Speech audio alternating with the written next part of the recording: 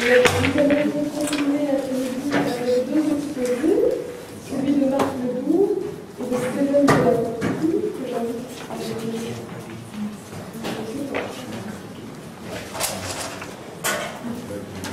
Oui, un petit peu.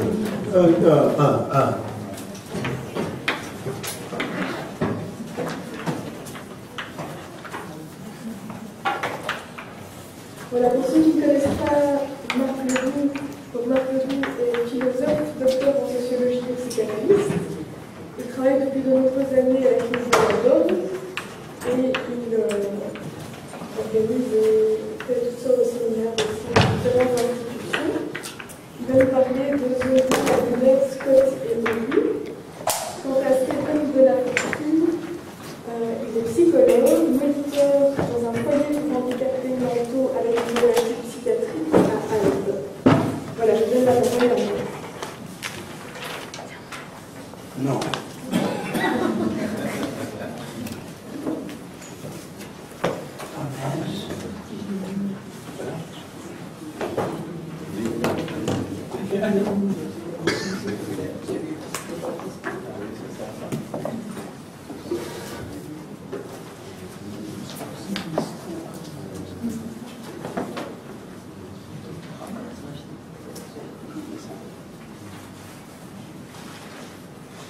Ouais.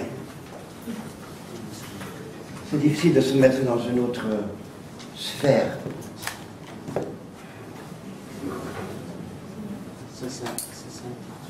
C'est presque pour vous demander de le partager. Accompagné par une idée de melon il y a longtemps. Le passage de Zondi peut relancer un processus analytique. Pris le processus. Pour n'importe quelle raison, dans un transfert immobilisant. Et accompagné par cette idée, pour une fois j'ose le dire, excusez-moi, j'ai construit ce petit texte dans la douleur de l'absence de Dr Uri, qui nous a quittés dans la nuit du 15 mai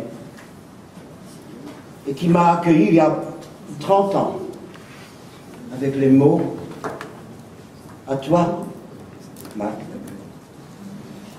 de continuer, hier j'ai dû y penser, mobiliser la Borde avec la boîte d'outils, ce qu'on a utilisé beaucoup après, mais là il disait avec la boîte de Zondi. Je n'y comprenais rien. Exactement les mêmes mots, juste à la fin de sa vie. À toi de continuer. Je l'ai construit, ce petit texte, dans un dialogue entre lui, Uri, Scott et Maldinet, Zondi, autour du questionnement du sens de notre travail, et qui prend forme, ce petit texte, dans une lecture interprétative. C'est-à-dire, je m'excuse, je ferai un peu la même chose qu'avec l'hommage à Maldinet qu'on a fait il y a peu de temps, parce qu'il nous a quittés en décembre quand même. Qu'est-ce qui nous tombe dessus quand même? Donc simplement, je m'excuse, je lis sa partition, des textes d'Uri sur Zondi, autour de Zondi, et ressens dans notre travail quotidien si cela fait un effet. L'interprétation, dit Lacan, c'est l'effet que ça produit. J'ai choisi comme forme, simplement bêtement, une variation d'un schéma de Scott, où à la fois, là, on trouve la logique des circuits et le déploiement dans ce schéma de Scott, le déploiement des dimensions existentielles de l'homme, c'est le schéma avec l'individu est dans le contact foyer, il est dans le sexuel objet, il est dans le vecteur P sujet, il est dans le SCH personne, avec les fonctions psychologiques et avec les verbes. Vous vous rappelez de ce schéma? Ben, c'est une petite variation. Et donc je mets une petite lecture, j'introduis ce schéma simplement, et je donnerai quelques points après. Uri, vivant mort, qui existe, c'est-à-dire être soi hors de soi, la Maldinet, sa thématique, dans son parti pris. Pour la pensée de Zondi, dans son travail clinique personnel et institutionnel. Ce parti pris, il n'a jamais pu répondre pourquoi le Zondi. C'est un parti pris. Pas simplement dans un séminaire, mais dans le travail direct de tous les jours. Ce parti pris, il y a des témoignages. Là, par exemple. Bien. Ce parti pris trouve sa base dans son amitié et son travail avec Scott.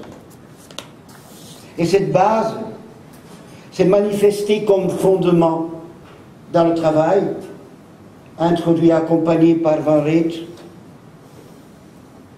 résumé dans le texte, choix, psychose, institution, que vous trouvez dans psychiatrie et psychothérapie institutionnelle. Ce fondement compris, c'est-à-dire pris ensemble, comprendre, prendre ensemble, comme une rencontre révélée dans le choix des visages, des photos, se rassemble, ce fondement se rassemble dans, pour nous très important, les constellations.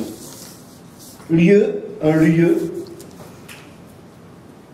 où quelque chose a lieu, où toute violence en acte potentiel se transforme en champ conflictuel, hétérogène, si cher à Toscaïès. Ce travail de fondement ne prend sens que s'il est porté par le souci d'autrui, c'est-à-dire par l'origine, par l'originaire de l'autre qui m'échappe et dans laquelle c'est dans l'originaire de l'autre on trouve le moi. C'est tout le travail de Maldinet autour de Zondi et qui fait la rencontre Uri-Maldinet. Et cette rencontre a produit, par exemple, le rapport entre ce concept fondamental pour une psychiatrie, la transpassibilité et la singularité de chacun dans une collectivité. Je reprends quelques petits points. À la base, simplement, la base et le fondement d'origine, voilà, vous connaissez cette triade. À la base, Uri et Scott. C'est dans deux textes, autour de Zondi, publiés dans 11 heures du soir à la Borde. C'est l'heure de sa mort. Ouais, quel hasard. Coury greffe le contactuel dans les interstices des mots comme, je le cite, étoffe le contactuel comme étoffe silencieuse du dire. Le contactuel notre tous les jours 24 heures sur 24. J'espère qu'on pourra le garder. Aidez-nous. Parce que les vampires, ils viennent vite. Hein. Ils viennent vite hein, pour nous réglementer très vite. Le contactuel, et ça n'a rien à voir avec la psychiatrie. le contactuel, notre préoccupation quotidienne, se retrouve dans la contribution d'Ori au colloque. C'est ça aussi, ça me... Oui, il me manque là, à tous nos colloques qu'on a fait sur les 4 vecteurs, il y a longtemps maintenant, on n'y arrive plus. Il était là, il était avec nous, dans son style à lui. Au colloque sur le contact, dans son texte contact et fonction d'accueil. Ce texte a permis à Scott, plus tard, d'écrire un autre texte. À Scott, oui, il a écrit un texte. Esquisse phénoménologique de la rencontre primordiale dans un recueil Psychose, Vie quotidienne et institutions, publié par Erez. Je le cite, Scott. Une partie plus ou moins importante de mes travaux a été consacrée au problème du contact. Beaucoup de développement ici repose en force ce que j'ai essayé d'avancer comme cette sphère du contact, dont Uri disait que c'était la sphère généralement écrasée, oubliée de la psychopathologie, de la psychanalyse et de l'anthropologie. Et Scott lit tout de suite le contact à l'accueil der Empfang. Le monde du cueillir, accueillir, recueillir, qui implique plusieurs dimensions qui s'ouvrent dans un contraste. L'accueil implique nécessairement un laisser-être qu'on retrouve dans le texte de Scott. Un laisser-être opposé à la racine maléfique de l'hyper-réglementation ou la dialectique. Dans le laisser-être ou la dialectique d'une ouverture et d'une fermeture, les verbes de la 4e position, pour ceux qui connaissent un peu quand même, où la dialectique d'une ouverture et de fermeture accueille au lieu de dominer. Donc l'accueil implique un laisser-être, implique un habiter, et toute la thématique de l'habiter, au lieu de héberger, au lieu des mots qu'on entend du matin jusqu'au soir, dès que j'ai traversé la frontière ici, un lieu résidentiel. Mais enfin, arrêtons, si on ne veut pas être complice de toutes ces conneries. Habiter est autre chose que héberger. Troisièmement, une vie quotidienne. Vous en foutez pas mal peut-être de la vie quotidienne. Quand vous venez 1 fois par semaine, ou 2 fois par semaine, ou 3 fois par semaine dans un hôpital. Une vie quotidienne comme base commune, c'est une phrase de Scott, comme base commune d'une rencontre à la base, c'est-à-dire sans aucune thématisation de différence entre soignant et soigné. À la base. Je le cite. Scott. La vie quotidienne fait la base commune des différentes formes de pathologie qui vont pouvoir en surgir. Superbe.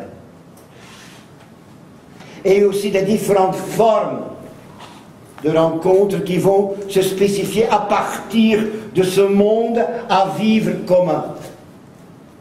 C'est ça qui m'a emporté ce matin, je crois. N'oublions pas ce qu'il a écrit quand même.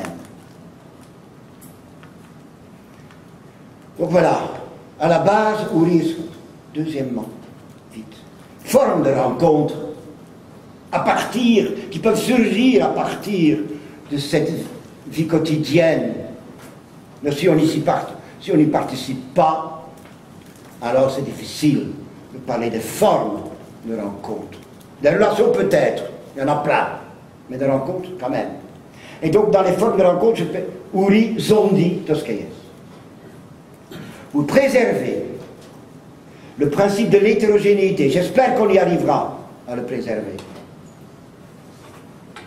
Pour préserver le principe de l'hétérogénéité basé sur la dynamique de la différence et de l'altérité, et surtout quand elle est touchée, et le principe, pour préserver le principe de l'éthique, c'est-à-dire de créer un lieu, de continuer à créer un lieu de séjour éthique, où le vivre ensemble à la Roland Barthes soit possible à un moment donné, dans les années, c'est vieux ça, entre 71 et 74, Horry avait proposé à Van Rett d'accompagner un groupe de paroles, et je cite, page dans la nouvelle édition de Psychiatrie et Psychothérapie institutionnelle, je cite, je m'excuse, hein, je lis la partition,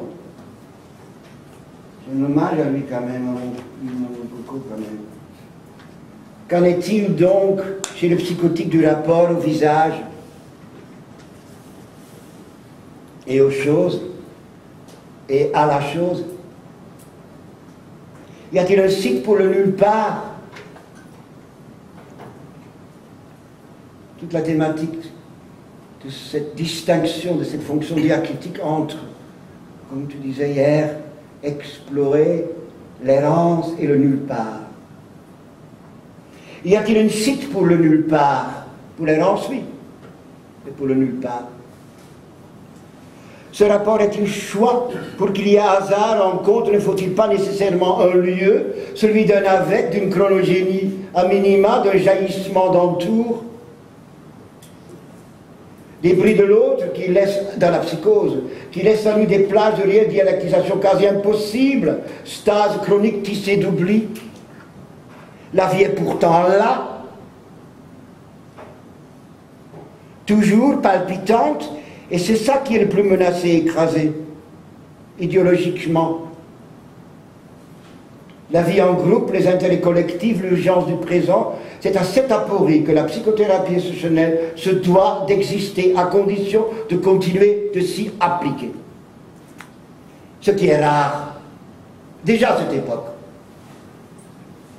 Sinon, comment envisager la mécanique subtile du choix? Hétérogénéité des personnes, multiplicité des choses, non-sérialisation des occasions, c'est toute l'organisation de la vie collective qui est en cause, préservant des sites d'accueil où chacun doit pouvoir retrouver sa singularité. Réseau, conjoncture qui ne peut être effacée qu'en entropie minimale. C'est à cette condition que peuvent apparaître des figures se dégageant des contraintes du milieu, figures qui, pour chacun, peuvent jouer le même rôle que l'ensemble des photos du Zondi.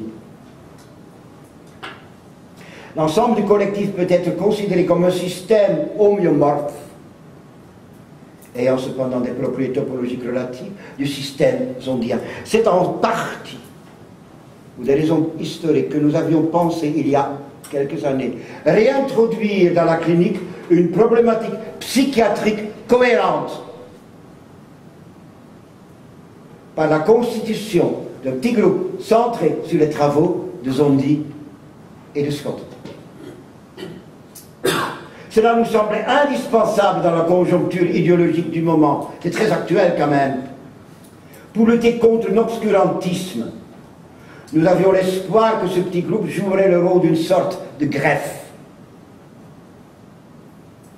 Nous en sommes là encore, espérant un statut moins précaire. Nous pouvons d'emblée envisager l'ensemble du collectif.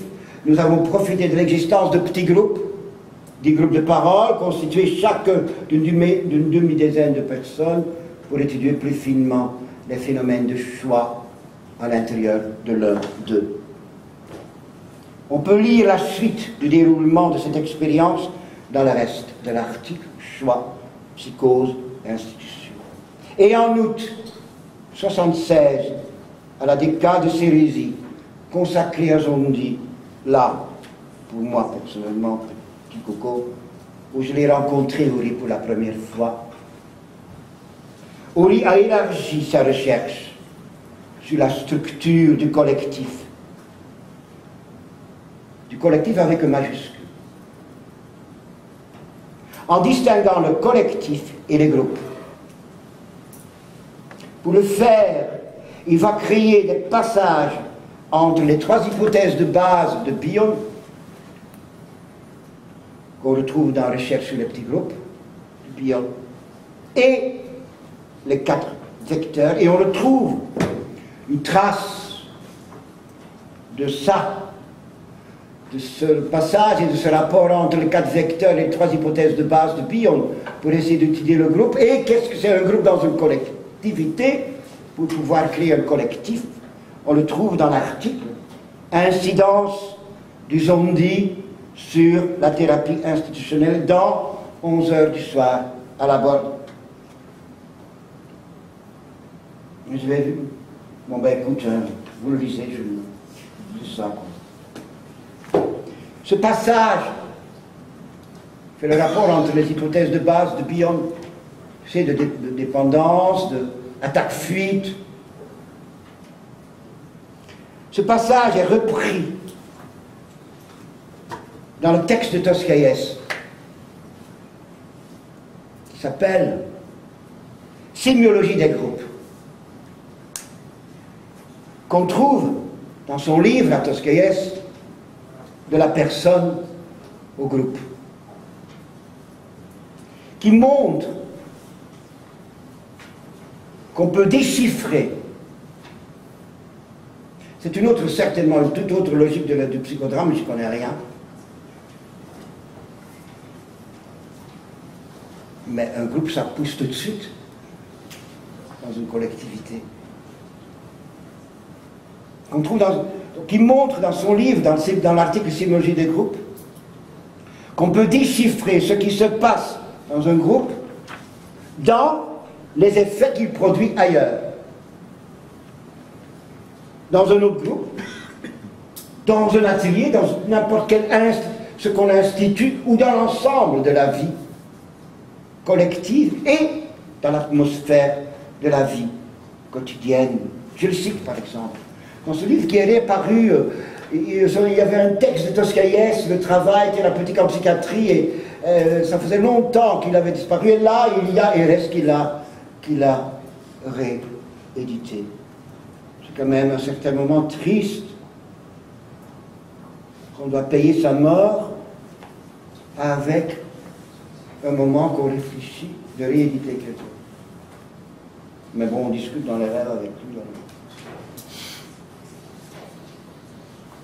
On vit dans des groupes différents de notes, disons, dit Toscaïès, et on passe, et l'on doit passer d'un groupe dans un autre groupe, aussi bien dans le processus d'individuation ou de personnalisation que dans le praxis de la vie sociale, qui est appartenance. Dans cette perspective, ce qui peut devenir sémiologique, ce sont les signes de passage, les signes de leur articulation et de leur désarticulation. La sémiologie est celle de difficulté des échecs, celle de la réduction des champs d'appartenance et d'action du malade, celle des surcompensations plus ou moins réalistes, ou, c'est le terme de Toscaïès, délireuses. On est toujours membre de plusieurs institutions à la fois, et ce sont les déplacements et transferts sur le damier institutionnel qui sont source de recréation en chacun. La charnière entre les élaborations de Bion, de Zondi et de Toscaïès exige, disait Uri, un tableau. C'est le sien, hein? Beaucoup moins connu au niveau du public que les tableaux de Scott. Qu'on trouve ce tableau, le début de son tableau, qu'on trouve à la fin de l'article sur l'incidence de Zondi sur l'institutionnel. Et donc on le trouve, moi j'aime bien ça, qu'on trouve à la fin, je ne sais plus, page, excuse-moi, 234, c'est dans la première édition, il a été réédité par Galilée, celui-là. Mais bon, c'est presque du... etc. Et qui n'a pas, c'est ça qui est, à la fois porteur de pouvoir traverser la douleur, qui n'a pas arrêté de travailler depuis, dans son style à lui, hein. On le connaît, pour ceux qui l'ont connu au lit. Dans son style à lui, il a continué ce tableau jusqu'à la fin de sa vie. Il me l'a montré, c'est vrai. Sa dernière version. Et, excusez-moi, mais il m'a demandé de le coller, son tableau, là, sur la porte extérieure du bureau de la condamnante par le jardin. Cette recherche d'une structure ne s'inscrit pas, pour lui, dans un travail épistémologique ou sociologique. Elle s'inscrit dans la démarche de s'approcher de l'inapprochable, autrui, dans l'autre et dans le moi. Et dans un texte de 79, Zondi avec Lacan, dans le numéro spécial de la psychiatrie, là, celui-là, là, Houry suit la trace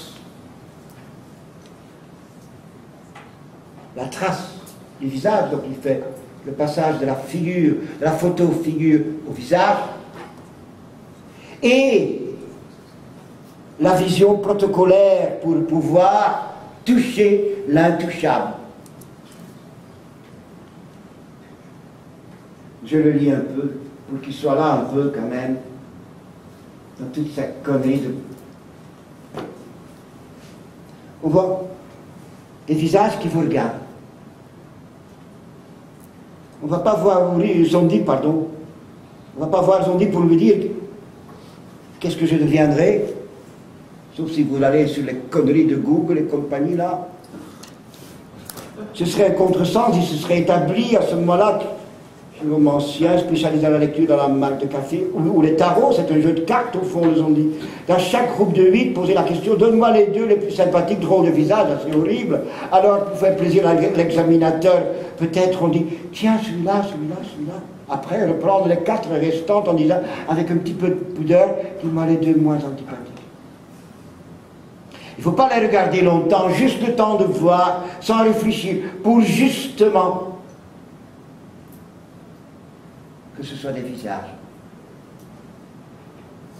Pas simplement des figures, pas des choses inanimées, des visages qui vous regardent. Quand on demandait à Madine, mais pourquoi tu reviens toujours avec le les mêmes peintures comme commentaire, quand même plein d'autres peintres que tu n'as pas commandé, parce que quand j'allais dans les musées, les peintures ne me regardaient pas.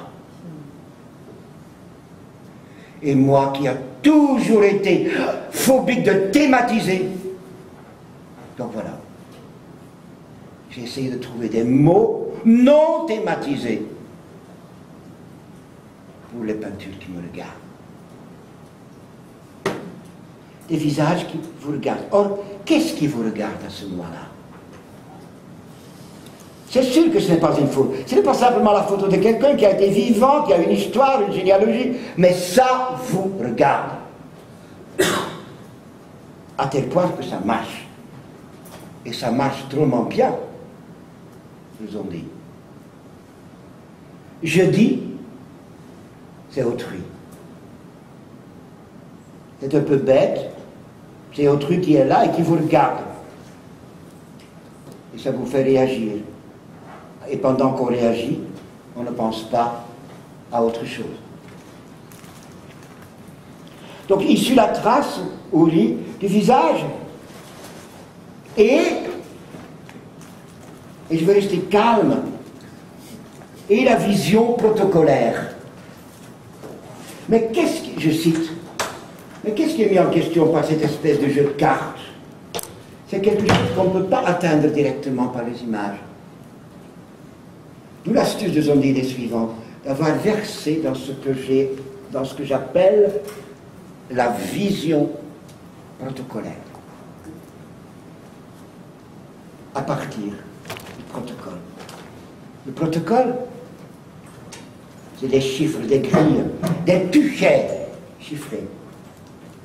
Pour le déchiffrer, il faut être vraiment dans le coup, en disant, tiens, te voilà. C'est une espèce de formule, de chiffres. Et c'est peut-être là la chance de Zondi, d'avoir transformé des visions en chiffres. C'est que par ce schéma protocolaire, on aboutit à un certain lieu qui n'est plus du tout celui des images qu'on vous présente, mais un certain lieu qui touche à un domaine particulier. Le domaine, c'était aussi pour lui, le domaine de la rencontre du réel. Le protocole, à travers la vision protocolaire, nous amène vers le lieu du réel. En relisant, moi personnellement, le début de la notice, en distinguant compter et compter, C-O-N-P-T-E-R, avec C-O-N-T-E-R, je reconnais une analogie très importante pour ne pas tomber dans le piège quand on n'a pas de vision du chiffre calculé. Ça, donc base, Uri, Schotte, forme de rencontre, et je finis avec la logique du moi. Schotte, Zondi, Uri, Madinet. Dans un hommage à Madinet, entre nous avions essayé de l'aborder dans son rapport à Zondi, Madinet. À travers son œuvre, il nous avait frappé que toutes ces élaborations phénoménologiques s'appuyaient sur une relecture, lecture du moi de Zondi. Et inversement, que l'élaboration du moi par Zondi s'est approfondie par les concepts phénoménologiques de Madinet. Dans son commentaire, Uri, dans son commentaire des circuits de Schotte, Uri reprend d'abord une critique classique et facile sur le caractère fermé du tableau de Schotte. Je le cite, Uri. Dans un texte de Schotte des anciens de 64, le tableau de Zondi apparaît d'abord tel qu'il est un tableau de place nosographique, classificatoire. Ce qu'introduit Schotte par l'étude de chacune des matrices, c'est que chaque vecteur, au lieu de représenter une classe, représente une catégorie, sur le passage des classes aux catégories. J'en étais resté là. Pendant des années, je me suis demandé, mais qu'est-ce qu'il veut bien dire par là? Et puis j'ai été convaincu. C'est bien un tableau de catégories. C'est-à-dire qu'il ne se referme pas sur une totalité, au contraire, chaque vecteur, chaque matrice est le lieu d'une sorte de production transfinie. J'en étais là, avec toute la thématique mathématique du transfini.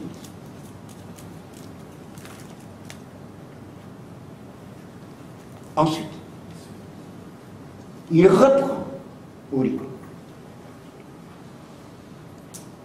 la critique de Schotte sur le circuit du moi de Zondi. Donc on a le circuit du moi, Schotte le critique avec avec tout ce que ça a impliqué entre eux, et Ouri, par amitié, reprend ce critique de Scott sur le moi, nous ont dit. Cette reprise. Alors Ouri nous rappelle, moi j'ai bien aimé, c'est tout simple, hein, nous rappelle l'importance des clivages diagonaux, page 55, c'est tout simple, excusez-moi.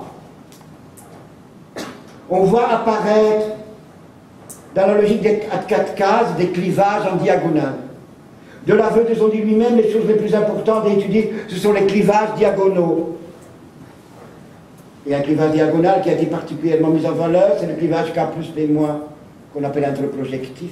À partir de là, Scott a généralisé sa formule des circuits aux 4 vecteurs à partir du clivage diagonal.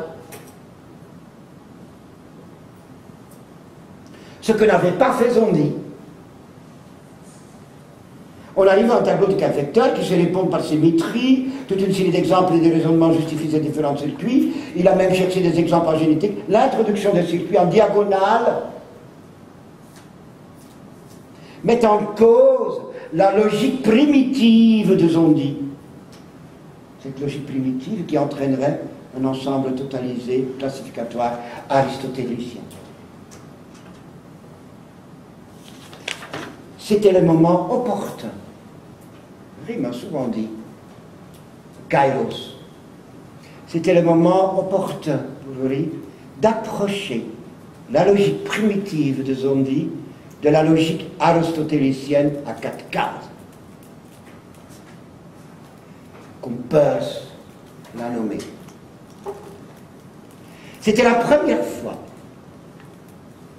que quelqu'un fait un rapport entre Peirce et Zondi.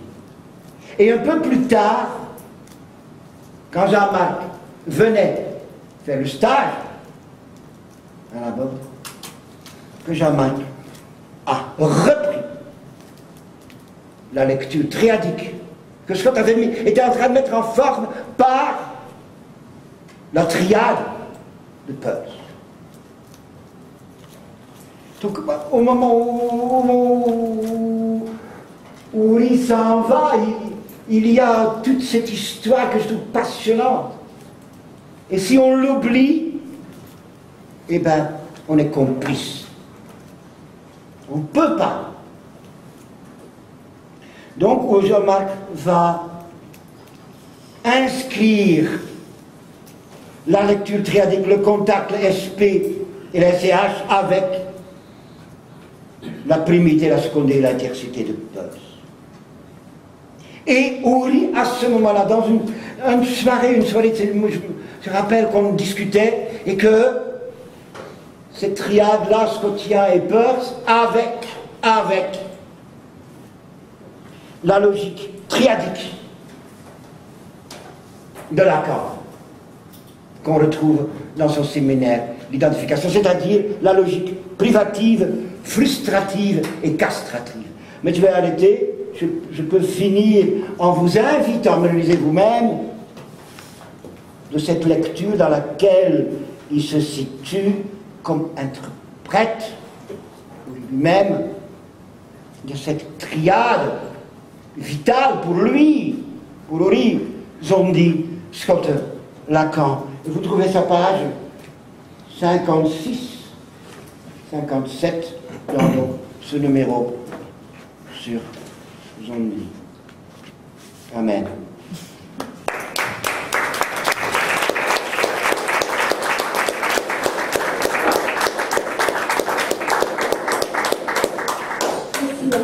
On va s'associer un temps de discussion à la fin des 2 interventions. Donc je passe directement la parole à Cédric de la Coque. Le minute aussi.